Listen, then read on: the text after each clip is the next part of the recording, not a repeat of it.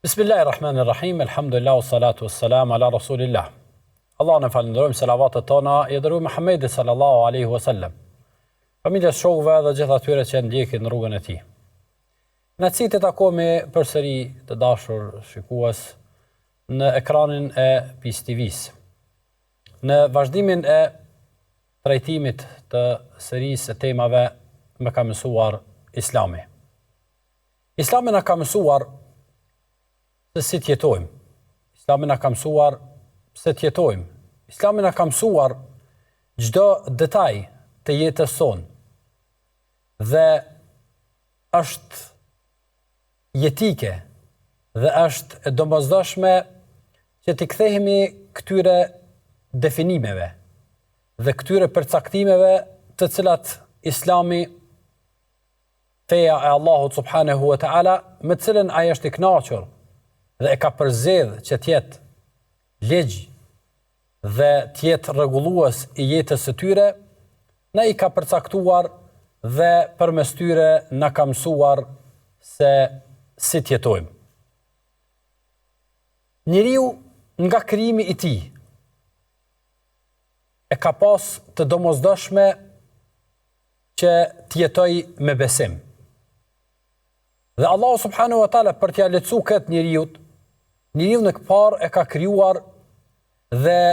bashkë me të e ka sjell edhe besimin e pastër në një Zot të vetëm. Dhe ky besim i pastër ka jetuar në mesin e njerëzve, pra është zhvilluar në mesin e njerëzve me vite e me vite të tëra. Deri sa njerëzit kanë filluar të largohen nga baza e shpalljes, nga fillimi i krijimit të njeriut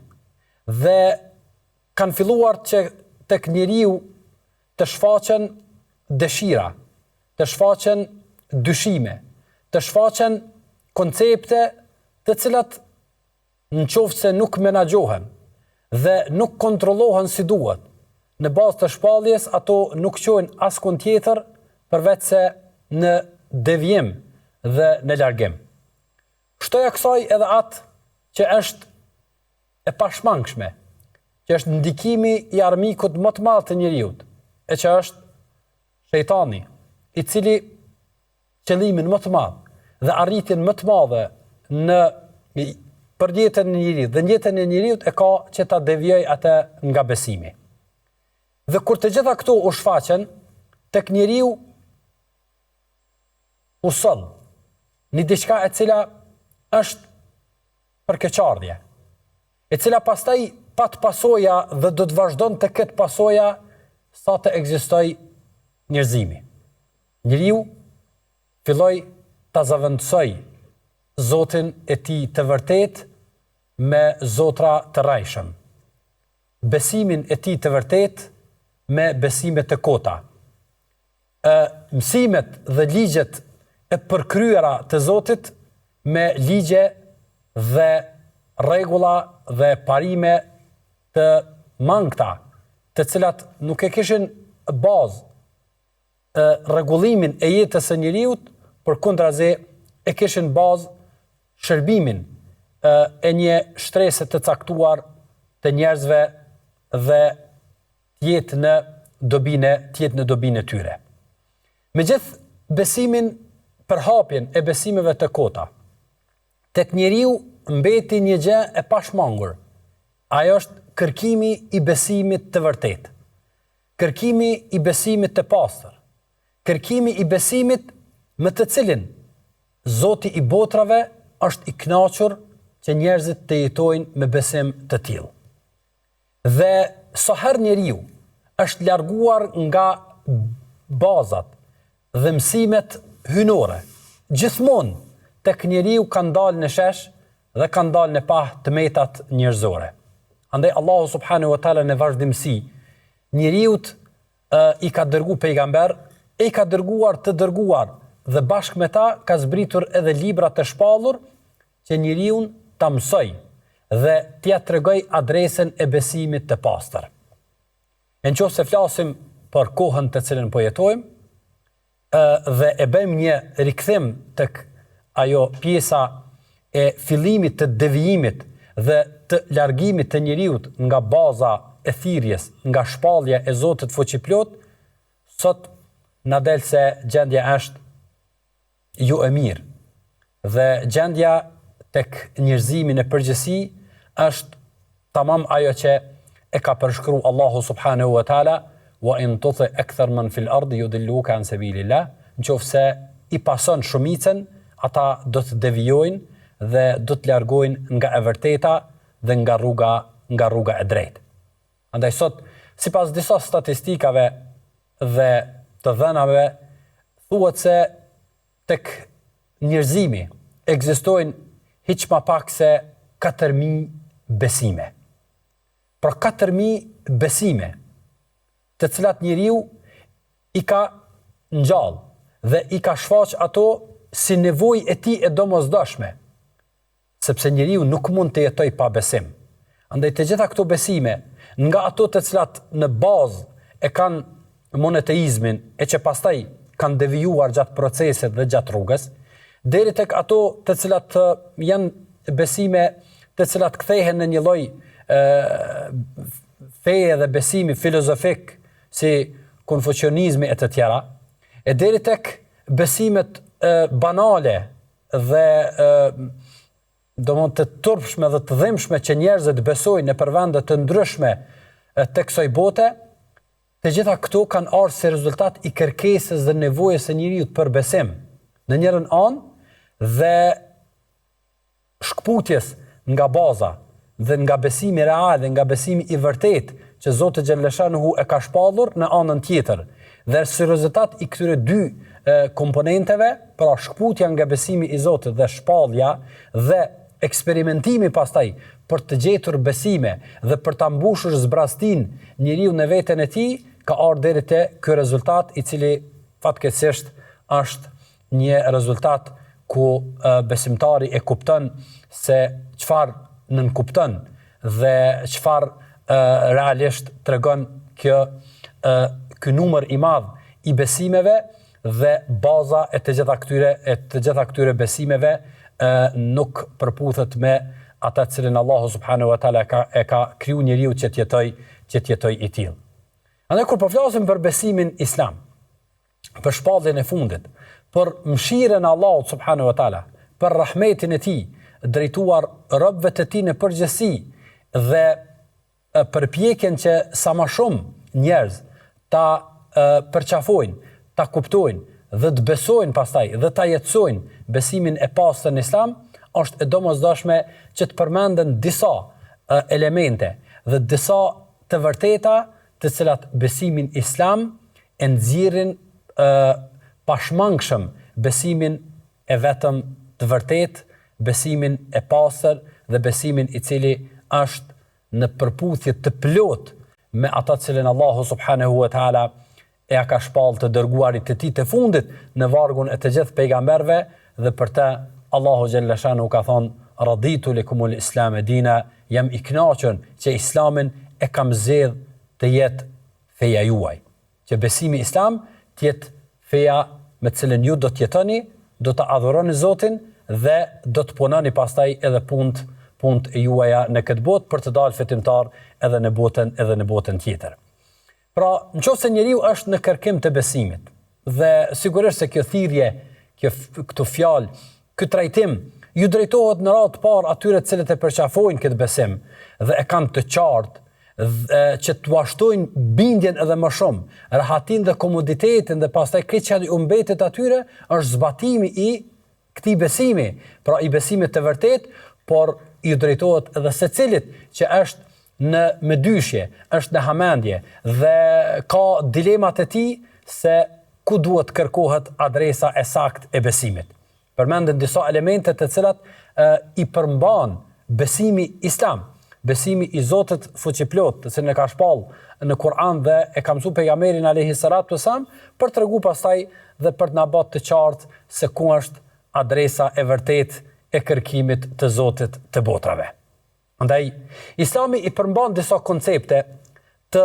cilat dallojnë nga çdo lloj besimi tjetër. Kjo nuk është pretendim, kjo është realiteti dhe kjo është e vërteta e argumentuar me fjalën e Allahut subhanahu wa taala dhe e argumentuar edhe me të vërtetat historike. Andaj një fe duhet ta ketë patjetër për të qenë fe, duhet ta ketë besimin në atë të cilën e adhuron. E pastaj duhet të ketë edhe rregullat dhe ligjet dhe konditat në bazë të cilave do të adhuron atë Zot dhe do të organizon jetën e tij. Andaj nëse nisim nga e para, këtu është madhështia e besimit islam. Islami na ka mësuar se për të adhuruar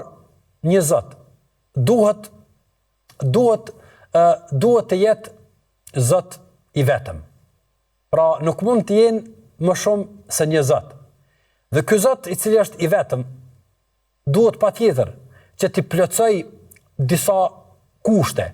duhet t'i plotësoj disa kritere për t'i thënë Zot, për të quajtur Zot, për të merituar që ai të jetë Zot. Por kjo është koncepti dhe në bindjen tonë përballë atij të cilin e njohim dhe adhurojmë. Andaj Zoti në Islam është një. Allahu subhanahu wa taala thot: "Kul huwallahu ahad." Thua jo, me të vërtetë, Zoti është vetëm një. Pra Allahu subhanahu wa taala e përshkruan veten e tij në këtë surë e cila është nga surat e shkurta, por e cila me kuptim dhe me vlerën e saj arrin në bazë të hadithet të pejgamberit alayhi salatu wasalam të ketë shpërblimin ose të jetë në vlerën sa 1/3 apo në një version 1/4 e Kur'anit. Andaj Allahu subhanahu wa taala duhet të jetë i pashoq. Nuk mund të mendohet një Zot të cilit mund t'i bën rival dikush, mund t'i bën ortak dikush dhe mund t'i bën shok dikush në çfarëdo që ai e ka lënë ekskluzive për veten e tij, as në krijim, as në adhurim, as në emra dhe në cilësitë e tij. Ky Zot i cili është i vetmi, duhet të jetë i plot fuqishëm. Pra nuk mund ta cënoj mbretërinë e tij, fuqinë e tij, në krijimtarinë e tij askush tjetër. Dhe ai duhet të jetë i vetmi, i pashoq. Andaj Allahu subhanahu wa taala është i tillë. Ky Zot duhet të jetë i gjithdijshëm në atë që ka ekzistuar para se njeriu të jetë, në atë që ndodh momentalisht në krejt mbretërinë dhe sundimin e tij dhe në atë e cila vije pas. E Allahu subhanahu wa taala është i tillë dhe ky Zot duhet të jetë i përsosur në cilësitë e tij, duhet të jetë i përsosur në emrat e tij, duhet të jetë i përsosur në cilësitë e tij, e të gjitha këto Allahu subhanahu wa taala ja ka përshkruar vetes së tij dhe besimtari është i bindur në ta. Andaj Allahu subhanahu wa taala thot: "Wa khalaqa kulla shay." Allahu subhanahu wa taala është i cili është i vetëm, ai ka kriju çdo gjë. Wa qaddarahu taqdira, dhe çdo gjë e ka kriju dhe e bën të funksionoj në mënyrë më precize, në mënyrë të mahnetshme, në mënyrë e cila në asnjë rrethon nuk i nënshtrohet ndonjë mangësie ose nuk i nënshtrohet ndonjë defekti në krijimin e tij. E pastaj Allahu subhanahu wa taala për tregu diturinë e tij, jo për njerëzit se çka bëjnë, jo për krijesat e tij se çka bëjnë, por Allahu subhanahu wa taala madje diturinë e tij gjithëpërfshirëse e ka detajzu dhe e ka konkretizu deri në atë sa që ka thonë: "Wa ma tasqutu min waraqatin illa ya'lamuha." Allahu subhanahu wa taala nuk ndodh madje edhe një gjethe të bie dikund përveç se ajo ndodh me lejen dhe dijen e Allahut subhanahu wa taala. Andaj ky është Zoti cilin Allahu subhanahu wa taala na ka përshkruar për veten e tij dhe ky është koncepti islam përmes cilit besimtari e nje dhe pastaj edhe e adhuron Zotin e tij, i cili nuk i përshkruhet pra atij as mangësi, nuk i përshkruhet atij as lodhje, nuk i përshkruhet atij as vuajtje, nuk i përshkruhet atij as humbje, nuk i përshkruhet atij as një mangësi, e cila fatkeqësisht e gjejmë çdo kund ku nuk është Zot Allahu subhanahu wa ta'ala. Të gjitha këto pastaj janë pjesë e pandashme e çdo kujt tjetër pos Allahut subhanahu wa ta'ala. Islami na ka mësuar, pra feja na ka mësuar se një besim i pastër, një besim për të quajtur i vërtet, bazë e këtij besimi duhet të jetë pastaj njëshmëria dhe tauhidi i Allahut subhanahu wa ta'ala. Pra tauhidi i Zotit të botrave. Tauhidi i cili pasi e njeh dhe pasi ja e pranon dhe ja atribon të gjitha emrat, cilësitë, madhninë e Allahut subhanahu wa ta'ala në krijim e në sundim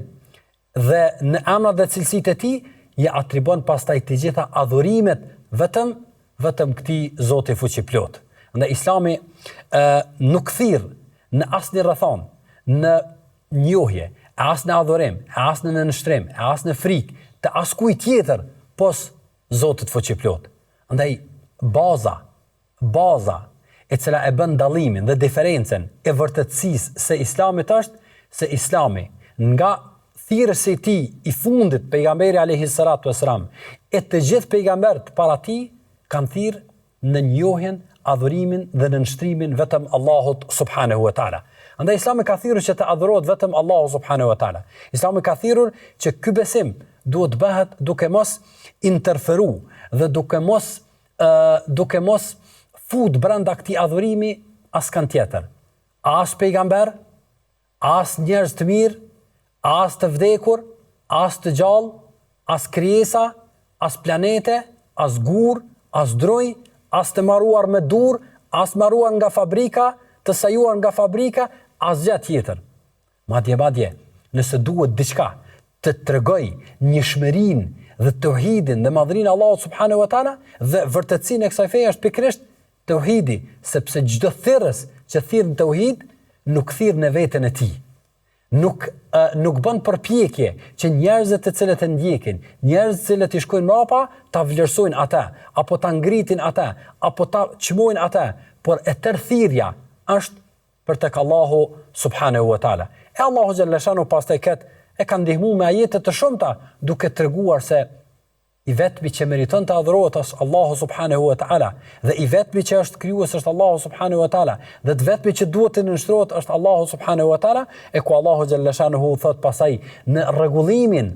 e krejt asaj që shohim dhe asaj të cilën nuk e shohim, asaj që dim dhe asaj që nuk e dim, është vetëm një Zot. Pra vetëm tauhidi i Allahut subhanahu wa ta'ala është ai i cili e plotson dhe e kompleton mozaikin e kuptimit dhe të besimit të robët Allahut subhanahu wa ta'ala, ku ky besim pastaj na ka treguar se gjithçka në këtë botë është në mënyrë precize, në mënyrë të mahnetshme, e ku Allahu xhalla shan thot: "Law kana fihima ahliyatan illa Allah la fazadata." Çfarë mendoni sikur këtë dynja të kishte edhe Zot tjetër pos Allahut subhanahu wa ta'ala? Çfarë mendoni po të ishte edhe një Zot me kompetenca të njëjta të Allahut subhanahu wa ta'ala? Apo Zoti xhallashanu të kishte evlad? Pra, si do të bëhen nëse fëmia do t'i kërkonte prindit diçka, hasha wa kalla, në asnjë mënyrë, por thjesht si përngjasim. Çush do të ishte nëse dikur tjetër kish kompetenca të njëjta me Allahun subhanahu wa ta'ala, kur ne e dim në rrethana të ndryshme se çfarë bëjnë çdo kush që ka mundësi të interferoj ose të ndikoj në vendimet ose në çështje tjera. E pastaj kjo madhështi e këtij besimi është se pejgamberi alayhi salatu wassalam i ka mësuar sahabët dhe i ka edukuar ata. Pra pejgamberi alayhi salatu wassalam, ai i cili në rrethana të tjera, po të mos ishte i dërguar i Zotit, po ta kishte sajuar nga vetja e tij këtë besim, po të ishte produkt i ndonjë dëshire ose synimit të tij të jetës, sigurisht se do të kërkonte diçka nga privilegjet, nga meritat, nga të arriturat e kësaj bote për veten e tij. E megjithatë, pejgamberi alayhi salatu wassalam, madje edhe në të gjallë të tij, i ka mësuar sahabët, e me ta i ka mësuar edhe ummetin se kujt duhet t'i adresohet adhurimi, nga kush duhet kërkohet ndihma, nga kush duhet kërkohet shpëtimi, nga kush duhet kërkohet realizimi i ëndrave, nevojave dhe dëshirave tona në këtë botë, ku pejgamberi alayhi salatu wasallam ka thënë: "Wa idha sa'alta fas'alillah", e kur të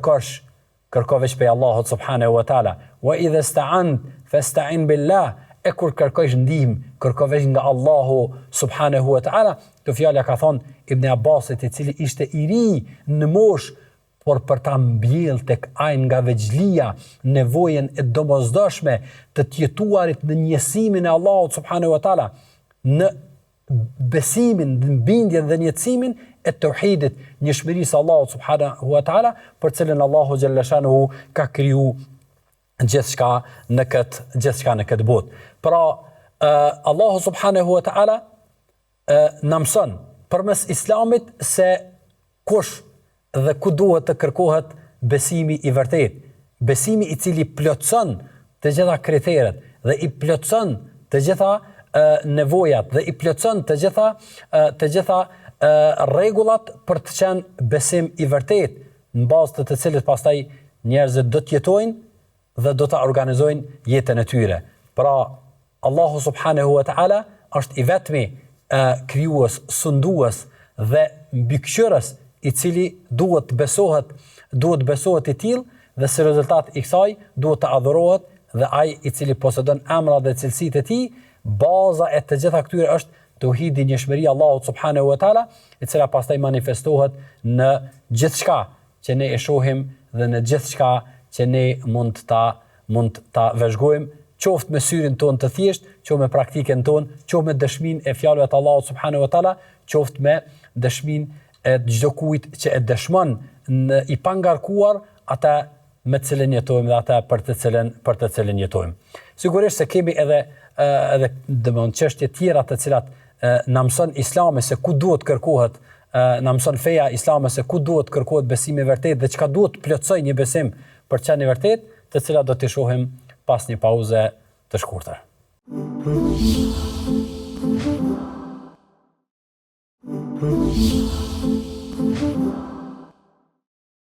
Rikthim të nduar shikues me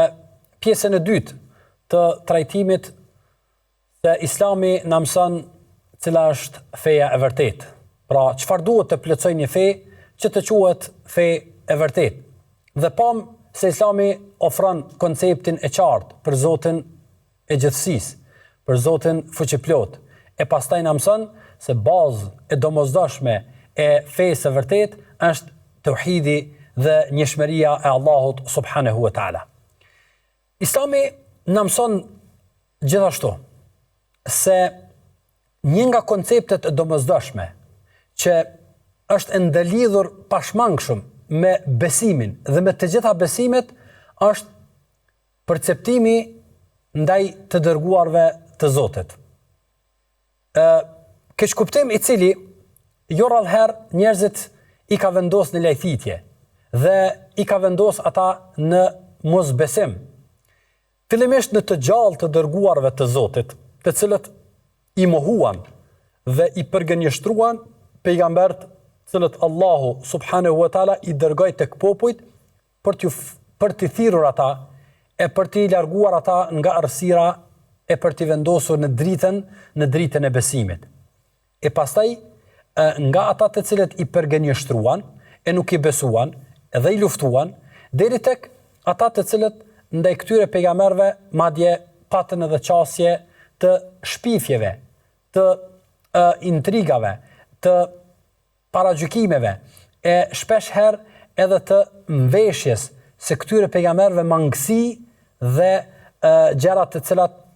shpesh herë ndoshta është edhe e turpshme që ti lexosh për shkrimet e besimeve të caktuar në raport me pejgambert e Zotit fuqiplot. Kjo në anën një anë. Në anën tjetër kemi edhe të tillë të cilët qasjen e tyre ndaj pejgamberëve dhe koncepti i tyre ndaj pejgamberëve ishte i gabuar për shkak të mbivlerësimit të këtyre pejgamberëve dhe duke i dhënë këtyre pejgamberëve atribute dhe cilësi të Zotit. Dhe duke i adhuruar ata pastaj, e duke i lutur ata, e duke i ngritur ata në pozita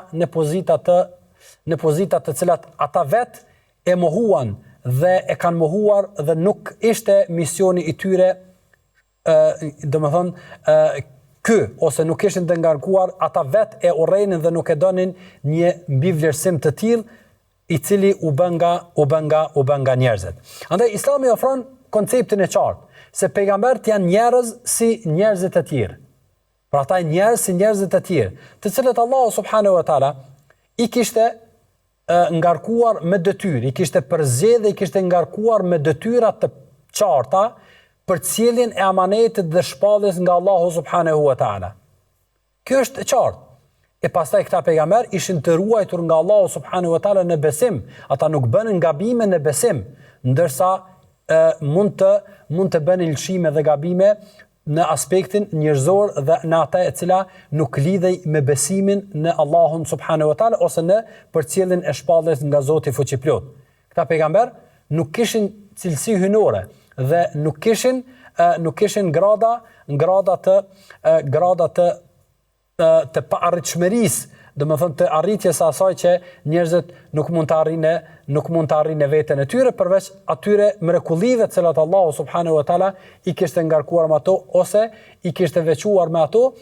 që përmes tyre të bindnin njerëzit se ata ishin pejgamber të Allahut subhanahu wa taala dhe të dërguar të tij. Islami na tregon qartë se të gjithë pejgamberët e Allahut subhanahu wa taala e kishin një mision. Të gjithë pejgamberët e Allahut e kishin një mision. Ai ishte an i'budullaha wajtanibut taghut. Që të adhurohet vetëm Allahu subhanahu wa taala e të largohej nga adhurimi i çdo kujt tjetër posa Allahut subhanahu wa taala. Dhe ky koncept shumë i thjesht në shqiptim dhe shumë i thjesht në ndoshta edhe në ndëgjim është pikërisht dallimi i madh që ofron Islami në raport me çdo besim tjetër, sepse Islami i pranon të gjithë pejgamberët duke mos bërë dallimin e tyre në thirrjen që ata e kanë bërë. La nufarriku baina ahadin minhum. Ne nuk bëjmë asnjë dallim në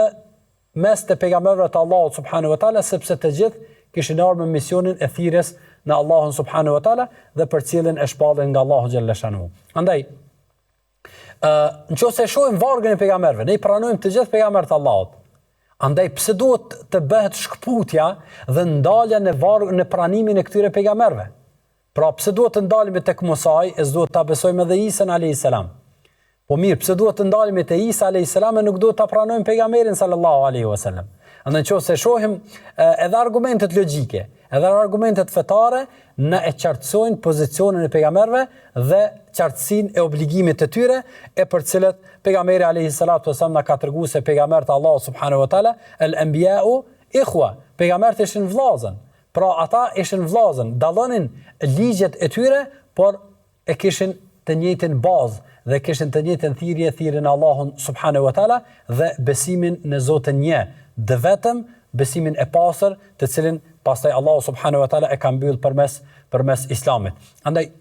çdo besim për të qenë i vërtet duhet të qartësohet pozicionimi dhe koncepti i atij besimi sa i përket pejgamberëve të Allahut subhanahu wa taala. Islami na ka mësuar dhe na ka qartësuar pastaj edhe një pikë shumë e rëndësishme, e cila duhet të plotësohet patjetër për të qenë një fe e vërtetë, fe e pranuar tek Zoti i botrave. E ajo padyshim është përsosmëria e ligjeve dhe rregullave me të cilat ka ardhur ajo fe. Andaj Islami është fe në cilën asnjëherë nga zbritja e tij, pra nga shpallja e tij, dhe deri sot në asnjë rrethon dhe në asnjë kusht, madje me këtë përpjekjet e mundshme, nuk kanë arrit që t'i gjejnë mangësi në ligjet, në legjislacionin e vet, në praktikën e vet, në rregullat e veta dhe në atë të cilën ai ka thirrë. Muslimanëve, praktikuesve, sigurisht se mund të gjendet dhe nuk janë të pagabueshëm, por nëse flasim për rregullat e fesë, për mësimet e fesë, në asnjë rrethon ato nuk i nënshtrohen gabueshmëri, sepse kanë ardhur për të gjithë njerëzit, kafeten linnas, dhe kanë ardhur për krejt kohët deri në fundin e njerëzimit. Andaj Islami e rrumbullakson nevojën e njeriut dhe nevojat e njeriu se duhet jeton. Andaj mjafton që të hedhim një shikim asaj që Allahu subhanahu wa taala ka thonë inna Allaha ya'muru bil 'adl. Allahu xhalla shanu urdhnon në drejtësi. Allahu subhanahu wa taala urdhnon në drejtësi, e cila po u zbatua dhe po u jetësua, është një nga shtyllat më të rëndësishme të çdo rregulli dhe çdo kondite që njerëzit ju nevojitet dhe duhet të jetojnë me ta. Pastaj Islami e ka rregulluar aspektin e adhurimeve. Pra, duke bërë namazin lidhje me Zotin xhallashanuhu, duke bërë sadakan lidhje me njëri tjetrin, duke bërë agjërimin një lloj abstenimi nga nevojat dhe dëshirat e njeriut për ta mposhtë egon dhe lakmin e tij. E ka bë haxhin si një nga shtyllat e Islamit për të shpreh dëshminë ndaj Zotit fuqiplot dhe njësimin Allahut subhanahu wa taala. Mirë, po në çdo detaj të këtyre rregullave mësimeve, njeriu sheh madhështinë e Allahut subhanahu wa taala. Andaj mësimeve të fesë dhe legjislacionet e fesë nuk ka mundësi që të gjejë njeriu kontradikta mes tyre. Shikoni, po flasim për një legjislacion voluminoz, të mahnetshëm, të hatashëm, ku e ka rregullu jetën e njeriu, individit, të familjes, të shoqërisë, të udhëheqjes, të raporte me njëri tjetrin, të raporte me ata që kundërshtojnë, madje edhe të raporteve me popull tjerë e kështu me radhë. Dhe po flasim për legjislacion i cili ka ardhur para 1400 viteve, pra ku edhe sot me krejt përparimin e mundshëm të njerëzimit, ne shohim në vazhdimsi përpjekje që të ndryshohen ligjet, e të i adaptohen ato, e të rregullohen ato në bazë të rrethanave dhe nevojave të caktuara. Nësa kur po flasim për legjislacionin dhe plotëninë e këtij legjislacioni, po flasim për një diçka e cila nuk dëshmon asgjë tjetër pos përkryeshmërinë e këtyre mësimeve, sepse kanë ardhur nga ai i cili është i përkryer. Andaj Islami ka vendosur dhe është tepër e nevojshme që njerëzit ta njohin fen, të njohin këto ligje, sepse janë të përsosura. Islami pastaj ka vendosur prioritetet ose maqasid, ose ka vendosur objektivat e mëdha të fesë, e të cilat përmbledhen në 5 objektivat e mëdha, e të cilat janë ruajtja e besimit, ruajtja e jetës së njeriu, ruajtja e mendjes, ruajtja e pasurisë dhe ruajtja e nderit dhe e familjes. Andaj secila për këtyne pastaj ka mësime e rregullat të cilat në bazë të tyre rregullohet jeta e njeriu dhe ligjet të cilat njeriu i nevojiten për ta realizuar ose për ta jetuar jetën e tij, dhe është shumë e nevojshme që këto rregulla, këto mësime dhe të tilla dhe të ngjashme të jenë burimi i bisedave tona, i leximeve tona, i njohjes tonë ndaj fesë, e asesi të mbetet mangun nga njohje e krejt kësaj madhështie dhe përsosmërie, e pastaj njeriu të merret ndoshta me çështje parciale ose çështje të cilat mund t'i veprojë dikush ose mund të i shpiv dikush ndaj madhështisë së kësaj feje. Gjithashtu prej gjërave të cilat e bëjnë Islamin fen e vërtet, është edhe ajo se nuk gjen brenda fesë, as në çështjet e besimit, as në çështjet e adhurimeve, as në çështjet e praktikës, as në çështjet e moralit, as në çështjet e raporteve me njëri tjetrin. Në asgjë brenda kësaj feje nuk ka mundësi me gjetë diçka e cila është në kundërshtim me mendjen e shnosh. Nuk gjen diçka e cila është në kundërshtim me mendjen e shnosh. Po flasim për mendjen e shnosh, po flasim për mendjen e cila nuk është ngarkuar, po flasim për mendjen e cila në qasjen e saj nuk ka plan program, nuk ka ngarkesë, nuk ka prapaviqe të kundërshtoj, por është e sfiduar dhe sfida është e hapur. Merret çdo kënd i cili ka arsyeën e shëndosh dhe e ka atë të pandikuar, dhe e ka atë të pangarkuar dhe vendos para ti çfarëdo rregullit e kësaj feje. nga çështja e besimit, deri tek çështjet më të imta atje, deri tek çështjet më të thjeshta, të cilat i ka definuar feja, nuk arrin dhe nuk ka mundësi asnjëherë që të bien në kundërshtim me mendjen e shëndosh. Për dallim prej shumë përpjekjeve të njeriu për të gjetë besim dhe për ta orientuar besimin e tij, që brenda tyre gjen kundërthënie, gjen kundërshtime, gjen përplasje të mëdha. Andaj Allah subhanahu wa taala thot në Kur'an: "Law kana min 'indi ghayri Allah", nëse ky Kur'an dhe kjo fe do të ishte nga dikush tjetër, la wajadu fi ikhtilafan kathira, do të gjendej brenda fesë, do të gjendej kundërshtime, e lërë më në raport me mendjen dhe besimin. Dhe është e pavërtet, pra një nga ato të cilat thuhet se Islami e ka mbyll çështjen e mendjes, ose Islami ka thirrë përkundrazi mendjet të shëndosha, mendjet të kthjellta. Allahu subhanahu wa taala sohan në Kur'an, domethënë ka thirrë dhe janë nga thirrjet e shpeshta: "Afala ta'qilun", a nuk po mendoni?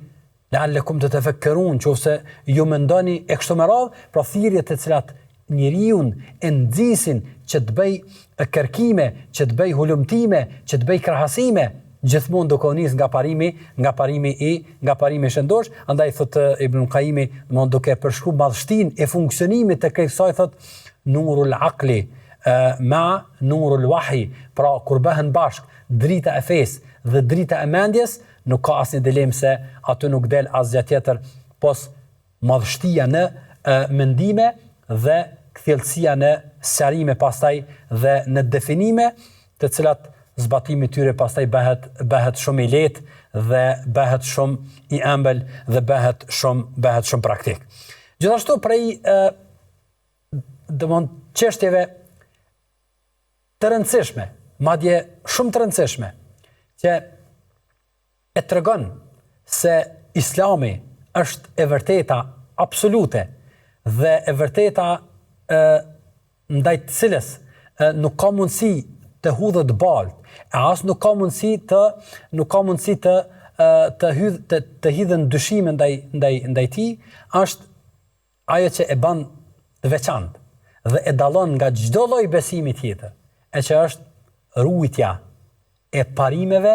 ruajtja e bazave, ruajtja e këtyre mësimeve, për ruajtja e fesë në tërësi. Ruajtja e fesë në tërësi dhe moslënia e fesë në dorën e askujt që ai të manipuloj, ose të ndryshoj, ose të përshtat ashtu qysh ati i duhet për rrethana të caktuara ose për qëllime të caktuara. Ja. Andaj, kur thuhet se Islami është i pandryshuar, nuk po arrin të, kushtimisht po themi, nuk po arrin që të moderohet, nuk po arrihet që të përshtatet e kështu me radhë. Kjo i ka dy pjesë, i ka dy kuptime. Kuptimi i parë është se ka shumë gjëra të cilat Islami po i sheh dhe i parasheh që ato të ndryshojnë, varësisht për rrethana, varësisht për situatave që njeriu jeton e kështu me radhë. Çdo kush që i ka njohuritë më themelore të fesë e din këtë vërtet. Për shembull, çështja e agjerimit, çështja e udhëtarit, çështja e smurit e kështu me radhë, pra janë çështje të cilat Islami ka parapar rregulla të caktuara se ato mund të menaxhohen. Ama që të ndryshohen parimet e besimit, që të ndryshohen bazat e kësaj feje, që halalit bëhet harame, haramit bëhet halal, nga një grup njerëzish që mbledhen atje dhe për interesat e tyre nxjerrin ligje të cilat bin kundërshtim me mësimet e fesë, jo, ne e themi me krenarim madje me krenarin më të madhe, e themi se kjo fe ka mbetë pa ndryshuar dhe kjo tregon saktësinë dhe vërtetësinë se Allahu subhanahu wa taala e ka marrë në mbrojtje këtë fe. Allahu xhalla shan thot inna nahnu nazzalna dhikra wa inna lahu lahafizun. Ne kemi zbrit këtë Kur'an dhe këtë sunet, pra këtë fe e kemi zbrit të Allahu xhalla shanuhu dhe e kemi marrë në garancë dhe ne kemi me rujt për shkak se të gjitha ato të cilat ishin paraprakisht ishin ndryshuar nga dora e njeriu, duke u përshtatur ose duke ndryshuar ose duke larguar ose duke shtuar gjëra të caktuara. Nësa kur po flasim për Islamin, po flasim për të njëjtin Islam. Andaj a ka krenari më të madhe, a ka kënaqësi më të madhe për secilin prej neve sot se ne besojmë në të njëjtin besim me cilin ka besu pejgamberi alayhis salam. Ne falim të njëjtin namaz që ka fal pejgamberi alayhis salam. Ne agjerojmë në të njëjtin agjerim që ka bëu pejgamberi alayhis salam. Ne dhom zakat dhe sadak me të njëjtin zakat dhe sadak që ka bëu pejgamberi alayhis salam. Ne e kuptojmë se gjërat e këqija të shëmtuara, rana, mashtrimi, urrëtia, hasedi, xhelozia kanë qenë të ndaluara në atë kohë dhe mbesin të ndaluara edhe sot. Prekja nderit të dikujt tjetër ka mbet ndaluar, ishte ndaluar në atë kohë dhe mbetet ndaluar edhe sot. Gjërat e shëmtuara, gjërat e neveritshme ishin të ndaluara në atë kohë dhe janë të ndaluara edhe sot, pavarësisht ndryshimit të emërtimeve dhe pavarësisht përpjekjes që ato të plasohen si përparim ose si zhvillim i kohës e kështu me radhë. Andaj çdo kush i cili është pjesë e këtyre kuptimeve dhe e këtij besimi do ta ndi veten fort komod, do ta ndi veten fort kënaqur, do ta ndi veten fort domethënë falendrues ndaj Allahut subhanahu wa taala, që Allahu xhalla shanu ka marrë mbrojtjen garancë këtë fe, nuk e ka lënë as në dorën e hoxhës, as në dorën e haxhis, as në dorën e askujt tjetër që të ndryshohet, sepse në momentin që dora e njeriut, pra mendja e njeriut futet në ligje dhe mësimet e një feje, ato nuk besin pastaj mësime të Allahut xhalla shanu. E zërat të cilët në vazhdimsi gjatë historisë kanë kërkuar dhe bëjnë kësi thirrje që të ndryshohet e që të bëjnë interpretime në bazë të mendjes së tyre, ka pas gjithmonë, ka dhe sot, ata do të mbeten thjesht një njoll e zezë në historinë e islamit ose të atyre cilët e kanë sulmuar islamin, por asesi nuk do të kenë mundësi të ndikojnë në thelbin e islamit, në parimet e tij, në mësimet e tij, por e vetmja që do ta bartin është bara e